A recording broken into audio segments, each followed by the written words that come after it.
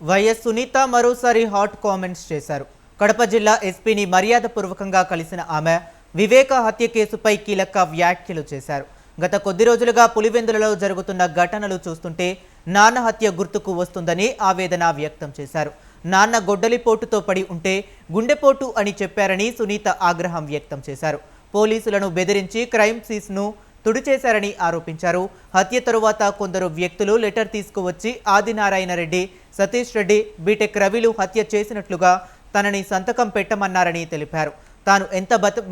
తాను ఎంత బలవంతం చేసినా సంతకం పెట్టలేదని స్పష్టం చేశారు. అప్పుడు వైఎస్ అవినాష్ రెడ్డి అనుచరులు పోలీసులను బెదిరించారని ఆరోపించారు. నాన్నను టీడీపీ నేతలు చంపారని నమ్మబలికారని తెలిపారు. పులివెందుల్లో జరిగే విషయాలు చూస్తుంటే 6 సంవత్సరాల క్రితం నాన్నగారు వైఎస్ వివేకానంద రెడ్డి గారిని హత్య చేసినప్పుడు జరిగిన సన్నివేశాలు మళ్ళీ నా ముందుకి కనిపిస్తున్నాయి. చాలా సిమిలారిటీస్ అప్పటికి ఇప్పటికి. ఆ రోజు మార్చ్ 15, 2019 ఆ రోజు గొడ్డలిపోటుతో నరకబడి బాడీ పడి ఉంటే అది ఫస్ట్ హార్ట్ అటాక్ అని చెప్పారు. అక్కడ ఉన్న పోలీస్ అధికారిని బెదిరించి వాళ్ళ ముందరే మొత్తం అక్కడ క్రైమ్ సీన్ అంతా క్లీన్ చేసి పడేశారు.